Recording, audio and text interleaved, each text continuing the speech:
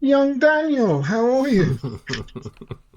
On a lovely sunny day. Beautiful. Do you know Perfect day. it is? It's warm and it's very dry here. So you're dialing in from wonderful Wiltshire, from Salisbury. Yeah, from Salisbury. It's lovely down here. Did you know that it's 5 years ago now? 5 years ago that this little experiment of ours started, which we ran for about 6 weeks in lockdown. No, that's not Yep, 5 years ago. 24th of March 2020, the inaugural Instagram episode of the Seneca sessions, now renamed by your very good self as the Curiosophers, episode one, where I think it's fair to say what we're going to ask questions and excavate for answers. Yeah, I mean, I feel like we have a long and rich friendship. But one of the reasons I love you so much is that we always have conversations that I have with very few people, and I don't mean that in a critical way. I just mean we both seem to be really interested in curiosity and philosophy, but neither of us are like learned in it, right? Like I haven't had done courses, not that there's anything wrong with that, but so we've basically just followed our curiosity through the subject of philosophy. That's basically what we've always done. That's why it's such a great name. Yeah, The, it's really interesting actually because, and I must, talking of excavation, I must dig out because we managed to record with some Heath Robinson setup some of those conversations from all those years ago, and I suspect in some cases they haven't aged well because no one knew what the hell was going on with COVID. But I bet you on another dimension, some of them have aged really well.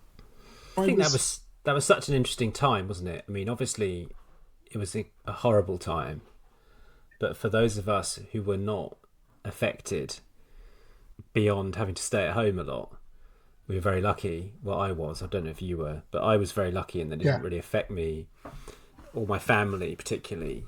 And I had a rich sense of connection with nature. We just moved here. I don't know. There was a real sense of community, which happens whenever there's a serious crisis. I always compare it to like the Blitz almost. Like it felt mm, like everybody was being affected by the same thing. That no one was safe from it. And it just, yeah, I think there was a huge sense of connection. I certainly felt that. And those Instagram lives were brilliant because we just did an hour a day, didn't we? And we would just talk about stuff, and some people came, but I think we got more out of it than anybody else. yeah. Well, here's the thing, right? And it's interesting what you said about because we talked about it at the time. By no means professing to be anything other than rank amateurs, which, by the way, I don't think is a bad thing in philosophy. And I dug back into my phone and I found the origin story for this. So on the 23rd of March 2020, I photographed that, uh, Yes. which for anyone listening is Seneca Letters from a Stoic, which is dog-eared as hell, Penguin Classic. And I wrote, revisiting a very old favourite, that this dog-eared old book has provided an awful lot of useful wisdom down the years. It might have been written almost 2,000 years ago, but the guidance is more apposite than ever. Thanks to my O-level Latin teacher, the late Bernie Robson, God rest his soul, who instilled a love for the ancient classics, for putting us on to Seneca and friends. It was enough to forgive Bernie his old rampant Trotskyite tendencies and his penchant for administering punishment by flying board duster. And one of the comments underneath from my friend Richard Upton, who you met briefly, I think, at the Waggle last year, or you certainly enjoyed his boozer, is study death always. I find his reflection of death as a mirror for enjoying the value of death quite cathartic. Now, that's a bit heavy, I suppose, but and then what happened was I phoned you, I think that day, and said, mate, we need to discuss some of this stuff. It's as fresh as a daisy. And so we did. And on the 24th of March 2020, I bet you can't remember what letter it is, but we discussed, because you never did your homework, we discussed letter two, which is widely known as on discursiveness in reading, which is very appropriate for you, because I think the day I met you, and befriended you was because you'd said something like, I see the world in words. And I Hmm. thought, well, I don't. I see the world in pictures. So I want to talk to this bloke. And we'll come on to that later. 24th, we play around for an hour, very self-indulgently. And then I posted something on Instagram which says this. So my pal Dan Kieran and I had a little Instagram live play around this morning. In these unprecedentedly turbulent and life-changing times, it's clear that solace can, to some extent, be found in millennia-old philosophy. Seneca was writing in the first few decades AD. It seemed to me that it might be a good idea to focus on some of the classical wisdom that seems every bit as helpful today as it's ever been as an antidote to the ubiquitous but far less robust commentary and advice coming from all of our modern channels.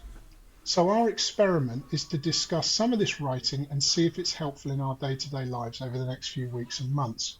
It's clear as rank amateurs that we may talk a lot of nonsense, but feel free to join us tomorrow as we digest some more thoughts and advice. And then I said, at Luke Navato, that's my son, will you Hmm. join us? He studied philosophy. We could do with some rigour.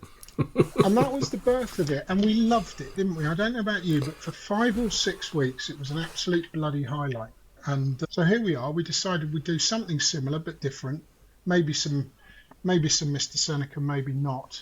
But I want you to tell the world, because it's beautiful, you've originated this word Curiosophers, which I think is me as the wildly uncontrollable curious monster, and you as the, you will never admit it, but absolutely natural philosopher.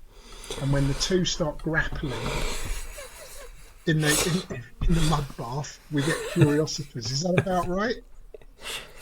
I just loved the two words, and it occurred to me that they would come together really well. I mean, I'm not a philosopher. Like, I know I once described myself as an amateur philosopher because I sort of aspire to philosophy, but I'm put off by. I think I'm put off by the kind of academic approach to it.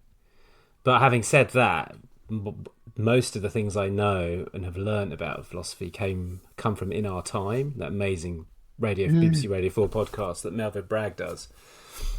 And they discuss all kinds of things, but one of the things that they discuss regularly is philosophy. And they always have the kind of world authority on whatever subject of philosophy they're discussing. And they're incredibly approachable and fascinating conversations. I think because they're sort of off the cuff, the people clearly know loads. But it's a very relaxed context. But my interest in philosophy is much more practical, as in when I have a crisis in my life, I reach for philosophical concepts to try and help me navigate it, whether it's parenting, work, writing. So for me, philosophy is living in the And sense that's what that, it was supposed to be. well, yeah, maybe, but I sort of feel like that and we study it in the sense that I guess we look at it through the prism of our daily experience. I think that's where the value of it feels like to me, because it's like when I have a problem, I reach to one of these, the top shelf is philosophy books. Yeah. When I have a problem, I reach for one of the greats to find out what Socrates said about it, or Hegel, or whatever. And I haven't read all of those books. But as you say, it's very fresh and current. I'd forgotten that we were doing it during COVID because we were trying to help people cope with what was going on. I've forgotten that side of it.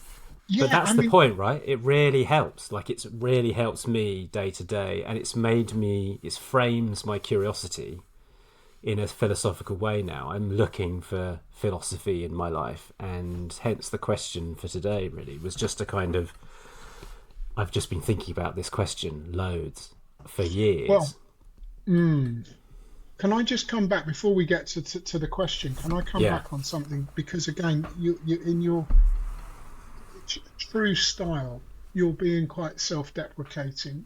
The very fact that you are a philosopher, and the very fact that you do what you do, and you approach it the way you approach it, and you use it as some kind of navigating scaffolding for your life when it gets funky, is precisely what the ancient Greeks, and we don't know enough about East really, but we can talk about that in due course. But thinking about this from the perspective of the canon of Western philosophy, starting in Greece, that's precisely what it was for. I mean, the word philosophy, Right. I think I'm right, means the study of knowledge. That in Okay. itself is kind of interesting because I wrote something yesterday. I don't think knowledge is enough. I think we need to shoot for wisdom. But so here's the thing: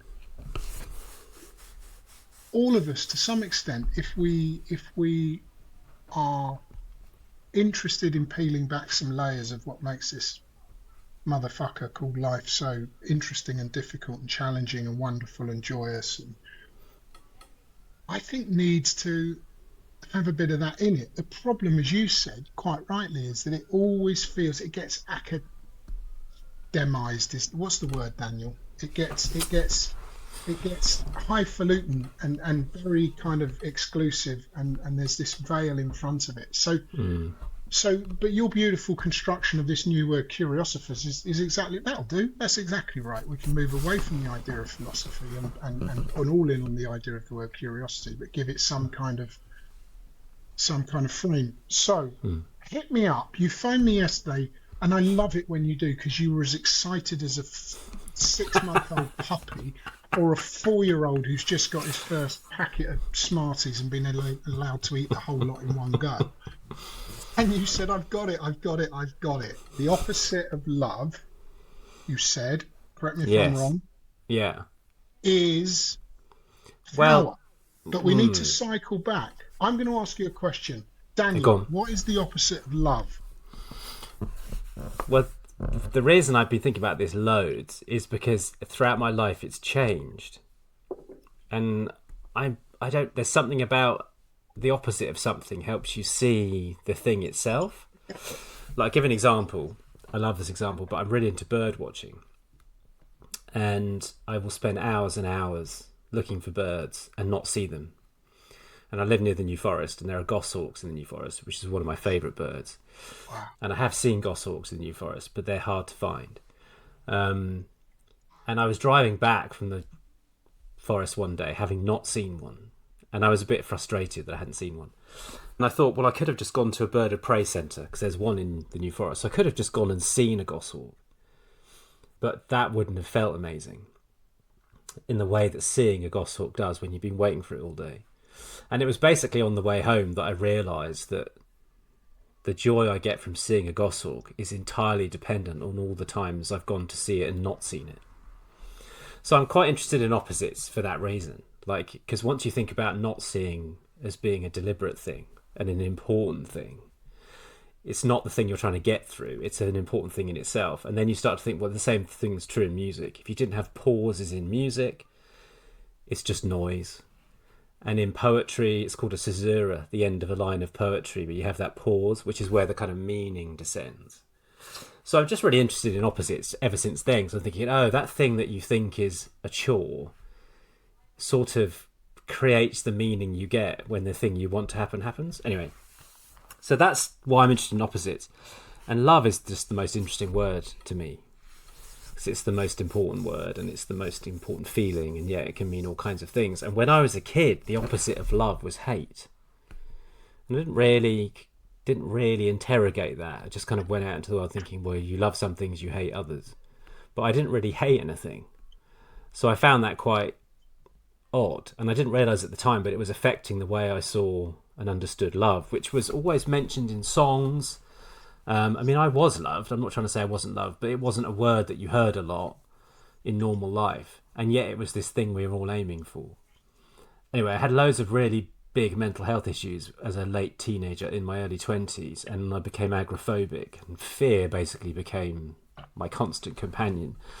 And it was whilst trying to recover from that in my 20s and 30s that I had this great realisation. The opposite of love wasn't hate, it was fear. Because fear made you feel the opposite of the way love makes you feel. And that made me feel very good. Okay, so that's given me a grounding in and a new way of seeing love. But recently I read a thing which was attributed to Carl Jung, but I can't find him specifically saying it.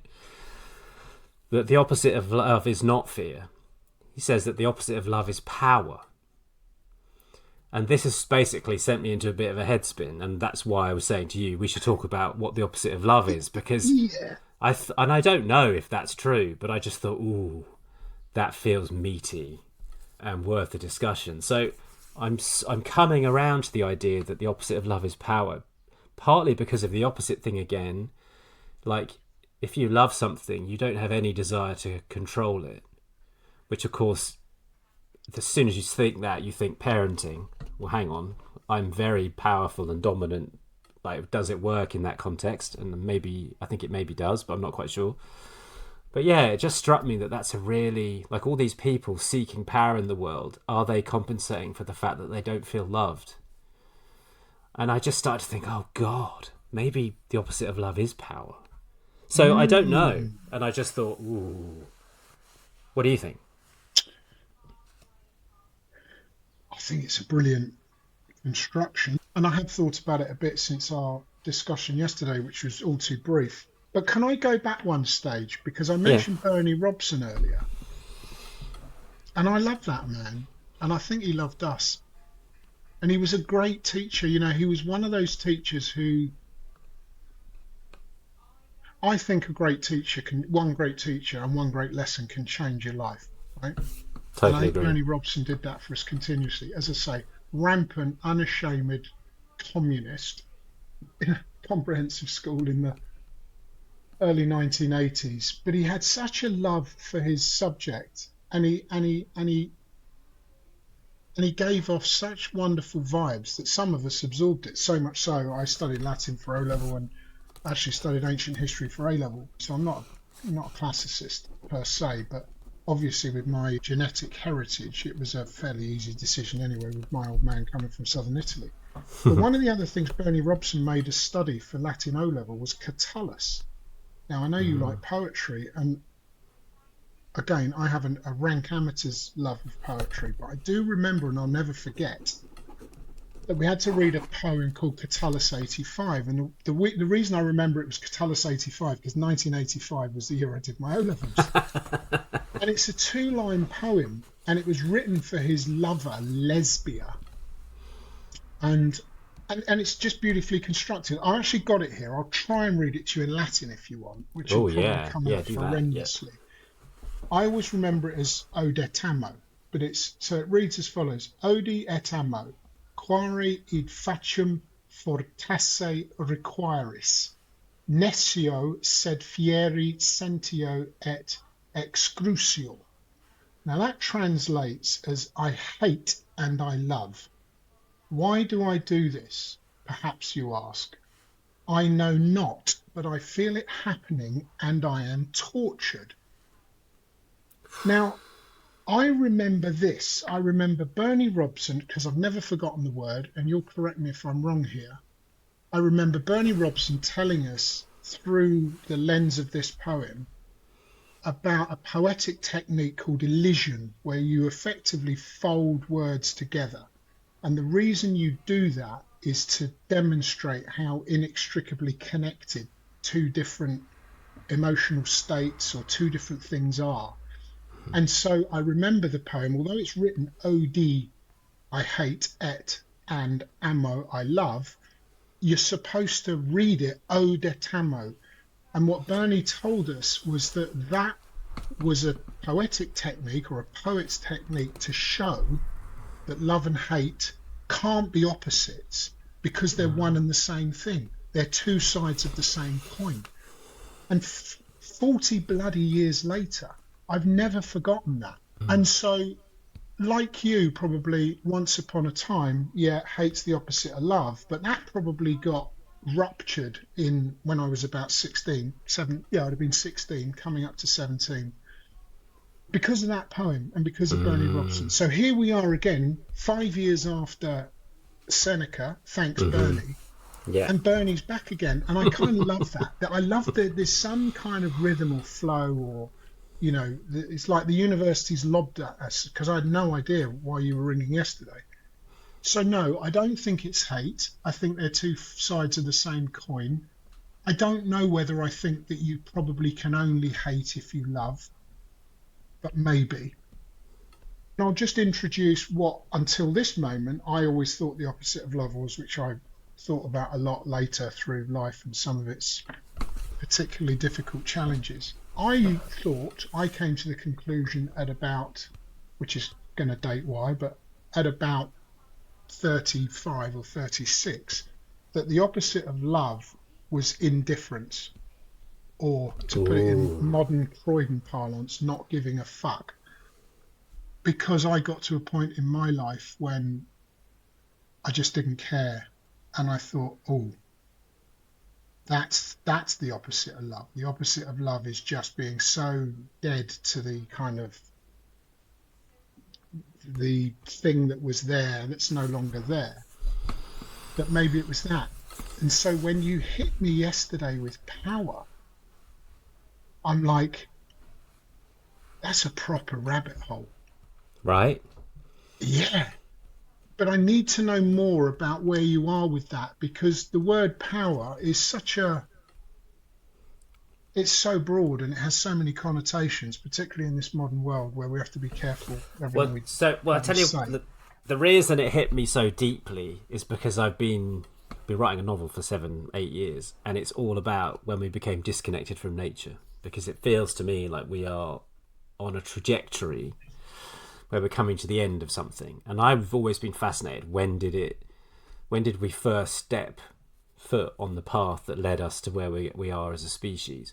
And like you, I'm really interested in the idea of know thyself, and I've done a lot of therapy in my life. I'm 50 this year. I've done all kinds of different therapies. But in the book, what I was interested in is knowing thyself as a species, not as an individual. So I've done a lot of research about this, and I found loads of interesting things. But one of the things I discovered was that for the majority of our existence as a species, living as hunter-gatherers, the ultimate taboo was power over others.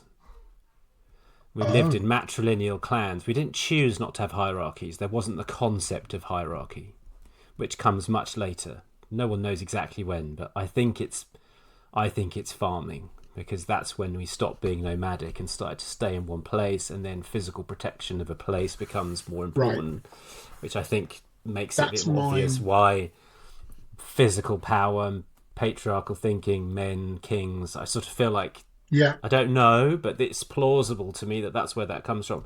But that happened like very sporadically from about 12,000 years ago, and became the common way of living probably 3 or 4,000 years ago. So for people like us have existed for 100,000 years. That's what anthropologists now think. So for 100,000. the That's how long we've been, what, Homo yeah, like sapiens? if you took a baby from 100,000 years ago and raised it in the present, you wouldn't be able to tell the difference between that baby and its peers. Like, this is, again, I'm not an expert, but for the reading I've done, this seems to be a Yeah. pretty well accepted thing. So, if for the majority of our existence of a species, i.e., the last 90% of that existence, we had no concept of power over others, that came much later. I feel like we are innately supposed, in inverted commas, to live in a way where we're not being dominated by anybody.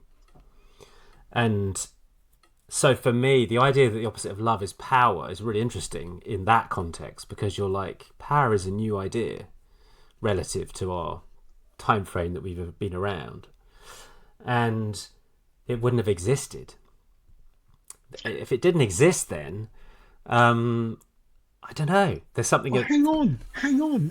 Because if that's right, and there was no power per se, or no construction of power, then there was only love.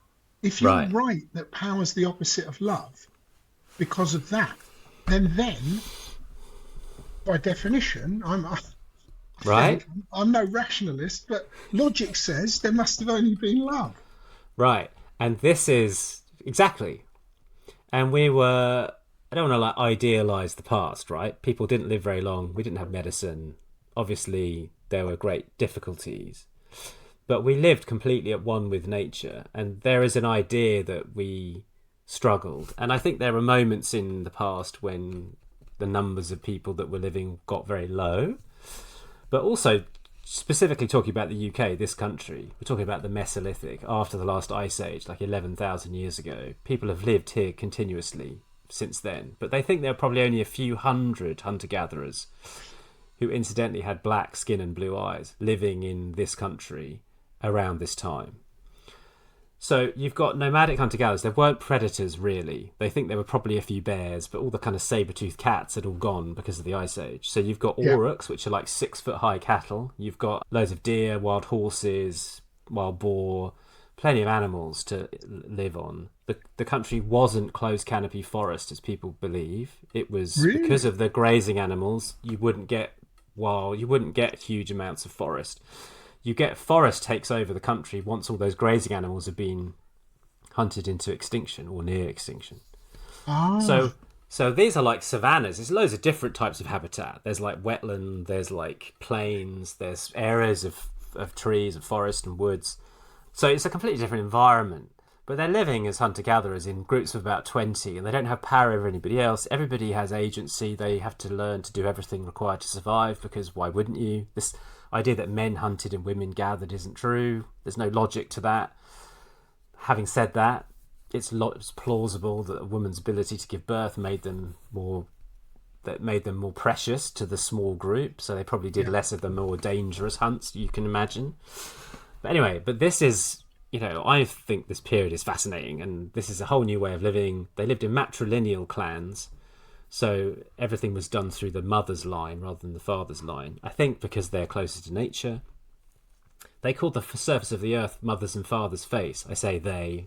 There are studies of hunter-gatherer communities in other parts of the world who called the surface of the earth mother and father's face. So we just were far more connected to the natural world. So this idea that this is a time of love, obviously you get the Garden of Eden, I think this is what that refers to. I think there's a time where humans lived in a way, with nature in a way that seems fantastical now because we're so scared of nature, but they wouldn't have been scared of nature in the way that we have become because we're so disconnected from it. So I don't know where that gets us, but it's just interesting that if power is a new concept and that means hate's a new concept. And I find that deeply interesting because I don't think hate is a natural human characteristic. I think love is. I can't imagine any human has had a baby or a relationship and not felt what I feel for my children and my wife. I wouldn't patronize, that would be absurd. So there's no question that love existed. Did people argue, get on, not get on? Of course. But again, read amazing stories of the kind of cultural practices that hunter-gatherers used to stop people getting big-headed. I've told you this before, but for the benefit of the listeners, they have this practice called insulting the meat, where the biggest risk of someone getting big-headed is bringing back a huge kill to support the group.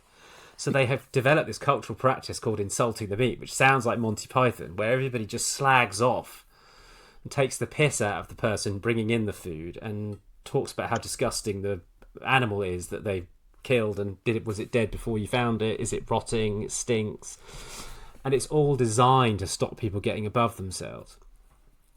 And I don't know, again, that doesn't help particularly, but isn't that a fascinating idea? No, it is fascinating. I think I came across something.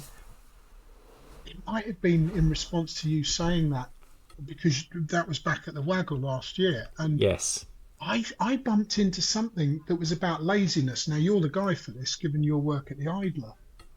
But wasn't there also the sense that in hunter-gatherer societies, there was sort of no such thing as lazy, because for that very reason, there was this kind of natural, how would you say, a kind of a backdrop of acceptance that sometimes it was perfectly okay for someone not to pull their weight, so that this flat, non-hierarchical structure found its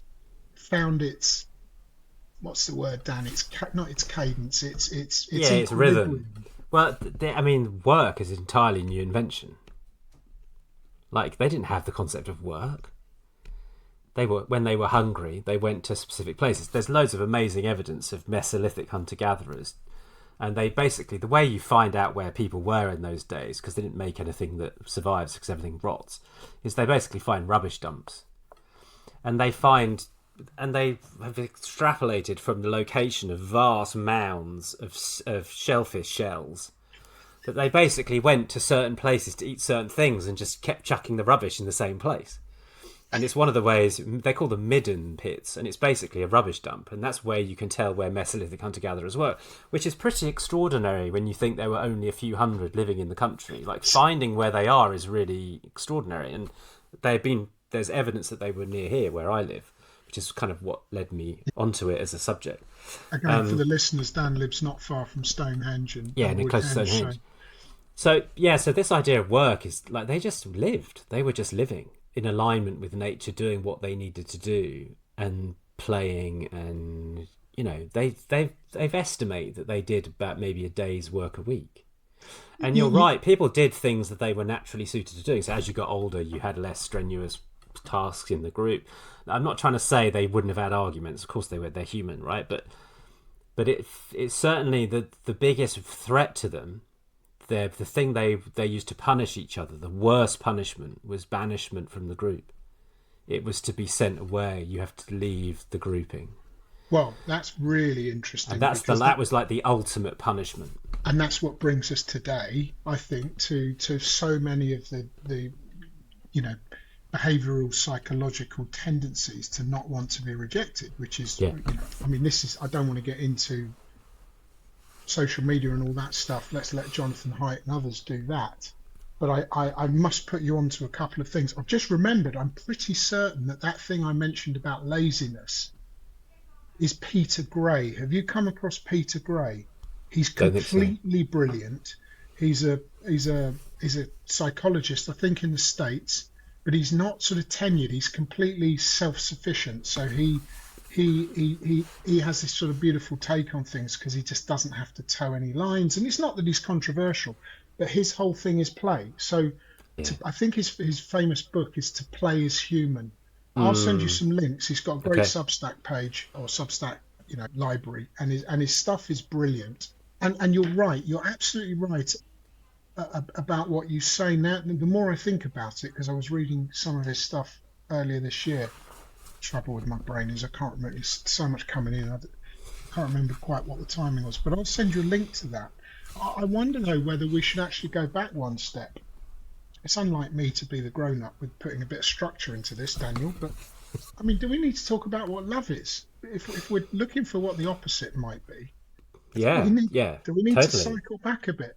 Because the things that kept rushing in when you were talking in that lovely sort of segment about our Mesolithic ancestors is everything was about togetherness, everything was about connection, everything was about the sort of the glue that the glue of existence that keeps us all kind of safe. And I suppose it's not really difficult to agree that perhaps one way of looking at love is it's nature's way of sort of binding us as humans together. I don't know what it is in animals, but again, that's probably beyond the scope of this, isn't it? But so what's love? Is love connection? Well, is that enough? I'm going to talk about my wife, my great love. Are you going to be? I know it's Friday afternoon, but well, only to say that I can't remember exactly what the details are of the romantics, but I know that there was a time when there was a big debate about whether the human imagination was more astounding than anything the natural world could create. And I went down a bit of a rabbit hole with that idea years ago. I read this amazing book called Splendours and Miseries of the Brain by Semir Zeki, and it's all about how we know, because of the ubiquity of stories of unrequited love, that there's something so alluring about love, that the love that you don't have, almost as more alluring than being in love, because it doesn't have to deal with the realities of life. Like if the love that got away is the one that you never have to have an argument about the dishwasher, because you spend your whole time imagining how perfect it would have been. And there's this idea that the human brain can kind of create perfection. And I was sort of quite interested in that way of looking at the world. And then I met my wife, and I discovered the way she made me feel was beyond imagining. There is nothing I could have imagined that felt as good as it felt to find her and be with her. And it was like it totally changed the way I saw love, because I realized it was more than you would ever expect. It was far greater than any dream. And this has made me realize that love is about openness. Love is about going beyond what you think the parameters of life are. It's this kind of, it's this wide opening.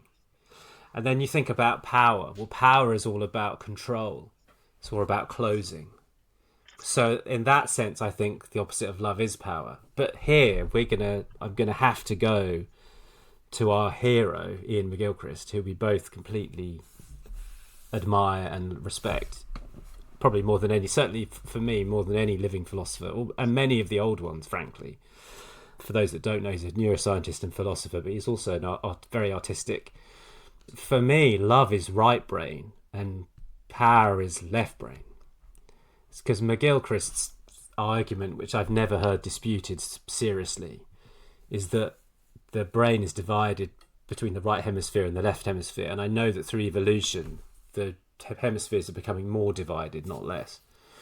And his research and analysis has shown that the right hemisphere is much more intuitive and open to the unknown, to paradoxes. It doesn't need things to be classified.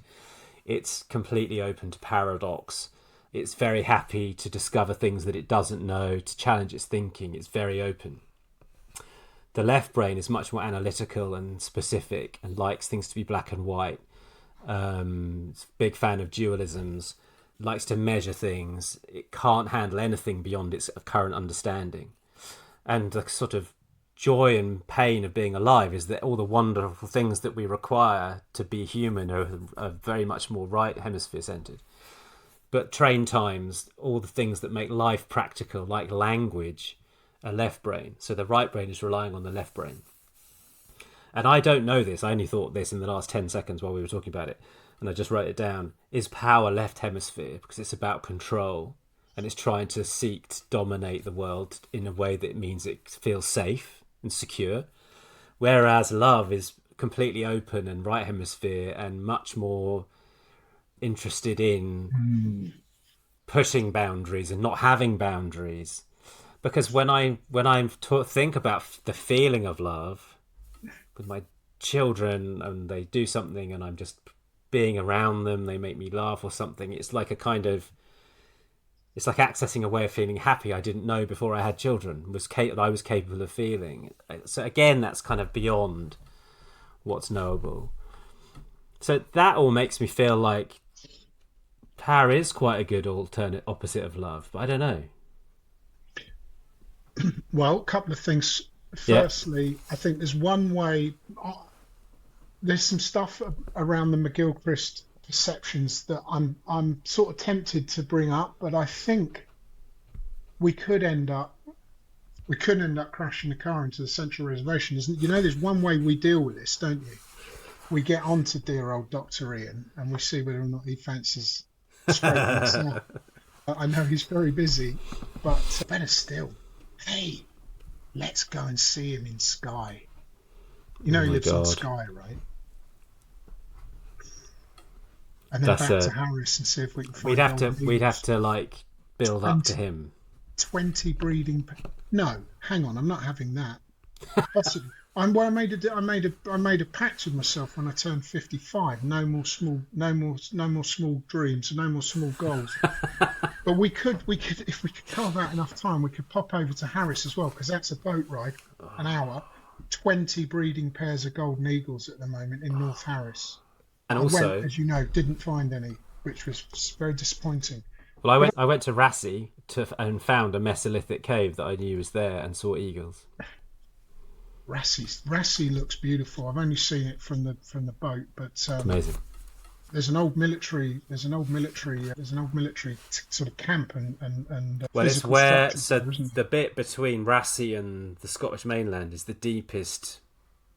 It's basically one of the deepest parts of the coastline, or the deepest, and it's where the nuclear submarine fleet hangs out. Right. So it's like, in the event of nuclear Armageddon, I think the most beautiful place in the world I've ever been will be no more. So you got to go there and enjoy it while you can. So yeah, you're right. We don't want to go Here's what I think.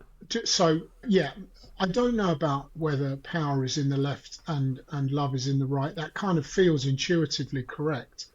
The one thing I would say, because I think it's appropriate to do so, is that what we're not saying and what McGilchrist is not saying is that the right hemisphere is better than the left hemisphere, or No, that no, you no, can no. do without one. He's talking about the fact that ultimately the decisions that we should make should use both hemispheres and end up with the right making the final decision, having considered all of the detail and all of Yes, it's the pieces. absolutely. It's about balance, but it's saying that the way we live currently is far more is dominated by left hemisphere thinking than right hemisphere thinking. I think that's yeah. So I want to go back to this power thing because I had to think about it this morning, and I actually did a bit of homework, tried to remind myself what power means in physical terms, and Okay. because I was terribly shit at physics, but so power is the rate at which energy is transferred, transformed, or used. I mean, yeah, even I can kind of get my head around that, remember that. Mm-hmm. And the mathematical expression of that is power is energy divided by time. And therefore it follows that in physics, power is about how quickly energy flows or things get done. Mm-hmm. And I think if you look at this through that construction, then then for me, power certainly isn't the opposite of love. Now, I appreciate I'm using one construction of the word power. My question to you is, in that kind of perhaps Jungian arm wrestle or consideration or construction of power being the opposite of love, does that presuppose that your definition of power in that context is like political or economic or the thing that gets us all super fucking energized nowadays and tangled up and in rows with everybody? Well, I think well, if love is openness and power is control, I feel like yeah, I mean political power or power in a relationship, like exerting being like power over your children is the sort of where it gets sticky in my brain because you need to have power over your children for sort of reasons of safety, right? Like I have to, if my kids are going to run in the road, I will physically yank them, right? That's power. But then I also thought about it. Everything.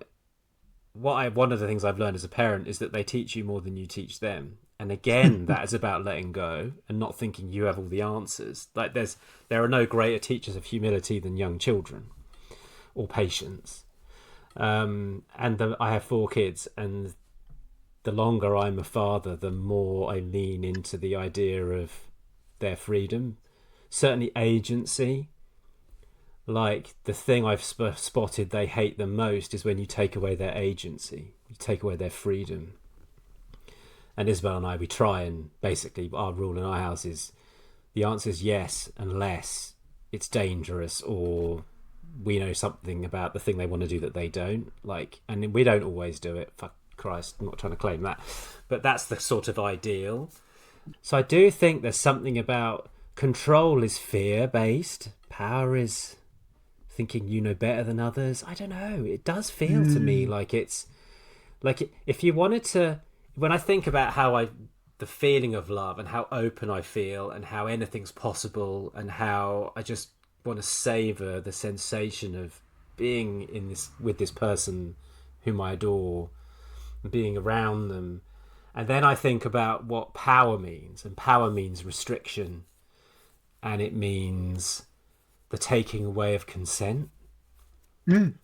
Yeah, right? It's look, all about dominance, and it's that doesn't feel loving, but of course there are contexts where it is.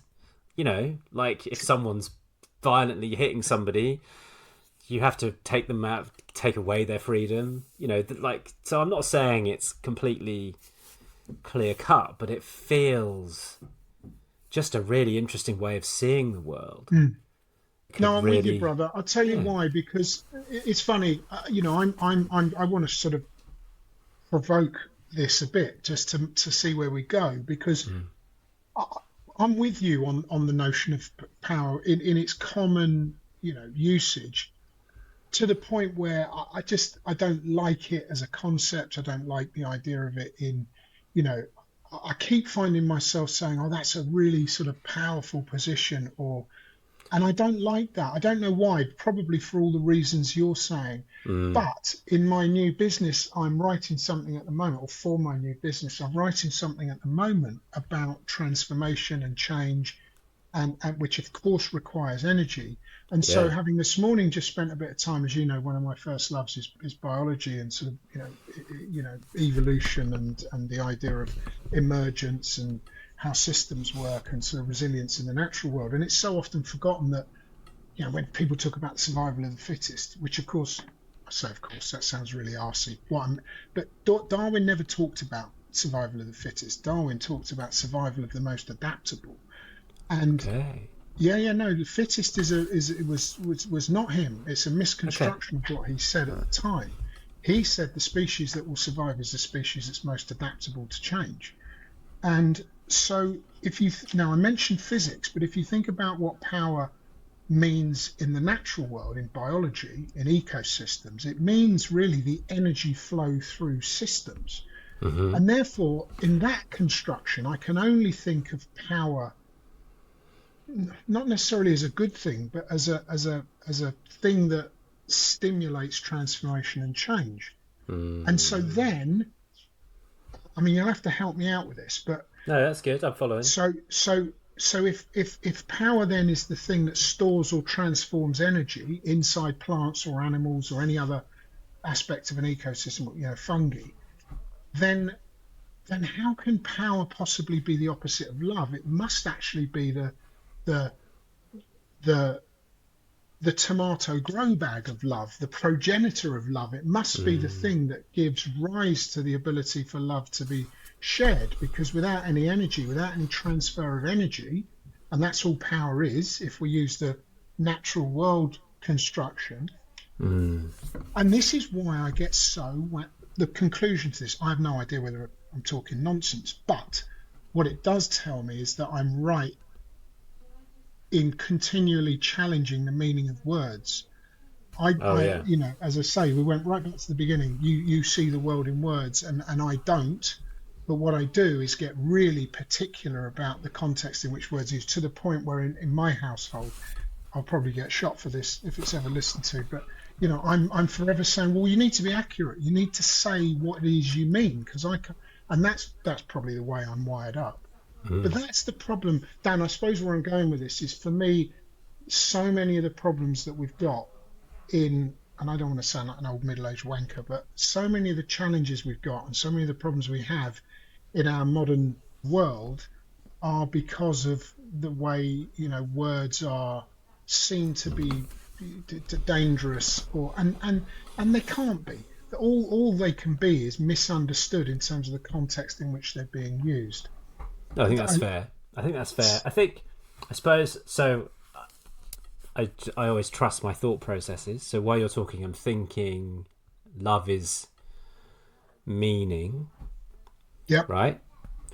And it's relational, as in it's not the love I have for my wife is not in me. It's between us, or needs both of us, but it's sort of it's in the relation between us. yep, But so it's love is a human thing.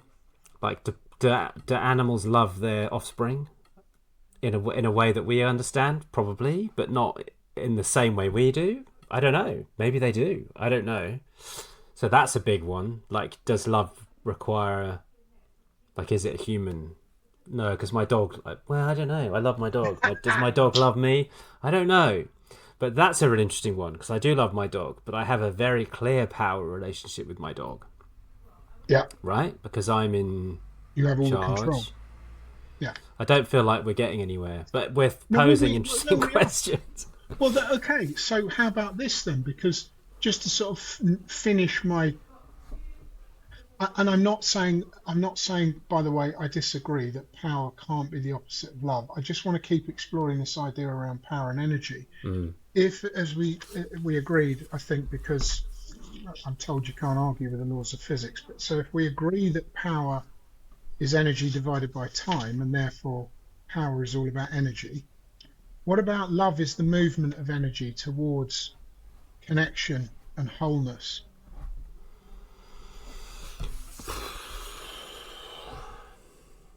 Well, there's another McGilchrist thing, is that the sum of the parts is bigger than the individual parts, right? There's something new that happens. I don't know. I feel like, to your point about evolution, like my sort of overriding perception of existence and the meaning of life nowadays is that we're evolving into greater consciousness. That's sort of, I feel like that's the trajectory we're going on. And I feel like love is like, it's like a manifest, it's like, it feels like the most important manifestation of consciousness, isn't it? Isn't it like a kind of, it's like the ultimate, it's the ultimate human dignity to love, the ultimate in humanness to love. Like to be a human and not love feels like the terrible thing. And I know that loads of studies on happiness, everybody's done this, like there's loads of evidence, and it's like to love and be loved is basically nothing you will ever achieve in your life will feel as good as loving with everything you have and being loved by someone with everything they have. There's no greater thing we get to experience. So I feel like that form, if that sense of love as being that, then the opposite of that, as you say, is more than the absence of it.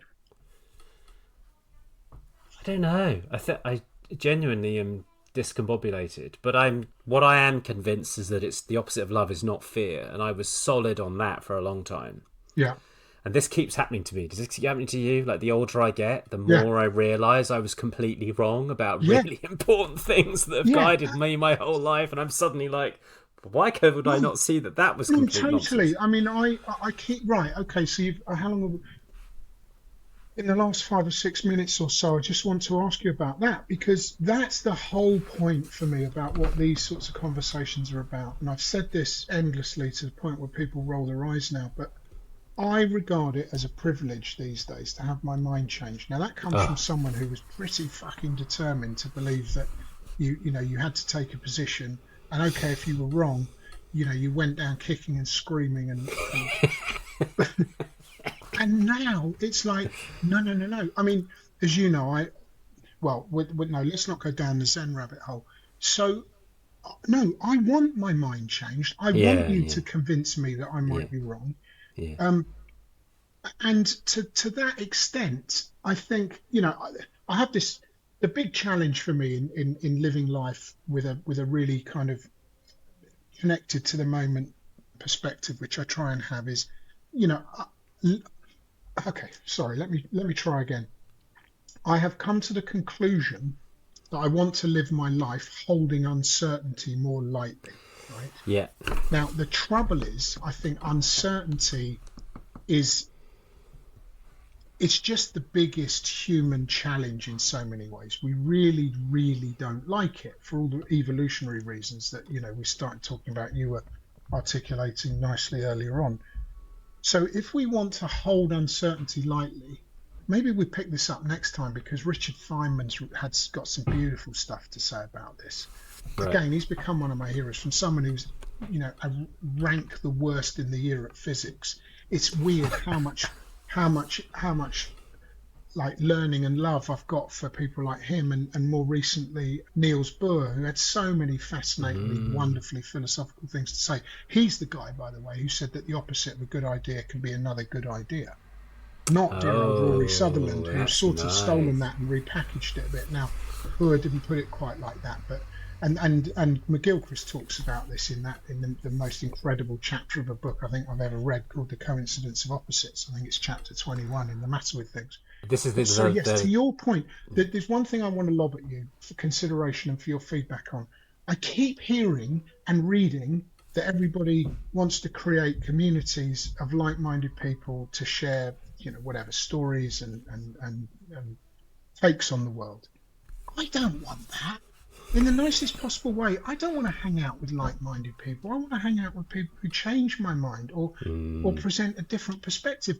And here's the thing. I'm going to sound like an old bore again, but when I was growing up, the best friendships I had were precisely probably because all of the things that were different were transcended. So we bonded over Mm, music or sport or the football team we liked or playing war or whatever it was. It didn't matter a toss whether someone's dad voted Conservative or mm, Labour or what his mum's perception was, and therefore my perception on, I don't know, whether your totally. big brother should stay up later than your big sister or you. All of that stuff was irrelevant. And it seems to me that we're now in a world where to take exception to people's beliefs is to somehow slight them rather than to be offering them the possibility that there's something more interesting to buy Mm. into. You're Have you got a so view on that? No, you're so right. Years ago, I was having a conversation with someone. He was trying to get elected in, like, not as an MP, but council or something, and he didn't get elected. And he was, we were having, the reason we were having the conversation was that lots of his friends didn't vote for him, and he found it really hard that he had friends that voted for somebody they didn't know, and he was really struggling with this. And I didn't say it at the time, but when I left that conversation the next day, I suddenly realised the thing I thought had been missing from the conversation, and it was exactly what you just said. The problem wasn't that they didn't vote for him. The problem was that he had reached a stage in his life where his friendship with them was less important to him than their political obedience. And what you're saying is exactly right. When we were younger, I had lots of friends with different political views. I still do. And it's like my friendship with them is more important than our political positions. And somehow that's switched now. Or it seems to have switched, where the political philosophy has overrides everything else, family or whatever it is. And that is a tragedy. Like Well, that yeah, is a that's not even going backwards because it was better before. That is like a kind of corruption of our relationship with each other. And I yes. think so. Yes, you're right. Community should be places where difference is celebrated, and But can I we've just add something, Dan? Sorry, before it's but it's even more than just. I think you said the friendship, transcends the political difference. Yes, but here's the real kind of kernel for me, which is it's more than that. It's the fact that if you have a deep friendship with someone that holds within it fundamental differences of opinion, that's the very reason the friendship is so potent and so yes. important. It's not because it's not it, because you can Ah, look at this and say, oh yeah, we're great friends even though he yeah, voted yeah, yeah, yeah, conservative. yeah, It's yeah. like, Okay. no, we're really great friends because he voted conservative and Yeah, I didn't, and yeah, still we're great yeah, friends, or yeah, Labour yeah. or Republican or No, Democrat you're or right. You're Reform or right. whatever. You're right. It's a no. You're right. It's a yeah. It's a We need feature, to not a bring bug. It's a feature of friendship, not a bug. Yeah, yeah, yeah, yeah. nice way of putting it. So look, can you give us some thoughts to take into the weekend? I don't know when we're going to do the next one of these. I mean, what do you think? Every couple of weeks? Yeah, man. Let's see if we have a question. Maybe somebody listening has a question, but if not, we'll come up with a question. Well, In terms of leaving people, I don't know. I mean, I'd love to know what people think. Like, and I'd love to know if other people have been on a journey where a concept has changed, because I think there's something in that, right? Like, it's as you say, it's incredible to be relieved of a firmly held opinion and pushed and questioned. Like, I'm enjoying this new idea that the opposite of love is power. Like, it's really exciting me, and I'm thinking about it all the time, and it's changing my reading patterns because I'm looking for things to help me explore it. So yeah, yeah. I'm gonna suggest a couple of things then. One, because to follow your lead, actually, something's just come to mind which I think might be useful as my wrap on it, which is that, and I don't know, maybe I'll just say it. I have, as you know, a fairly sort of strong sensibility towards, a Zen spiritual way of looking at the world. I'm gonna suggest to you that there is no opposite to love, that there is just love. Ooh. All there is this, and it's love. So hold that thought, and we can come back to it. And the other point I want to pick up is precisely what you just said. Now, I've always thought in many ways this is the greatest question I've ever heard, because it's incredibly difficult to answer, and it's Peter Thiel again. I'm probably going to get cancelled for even mentioning his name, but he famously asks the question, or used to, what do you believe to be true that most of your friends or family or everyone else, insert as chosen, believes to be false? So that might be one to think about, and see if anyone else who Yeah. cares to contribute has a view on. I think what we'll do is I'll try and get this downloaded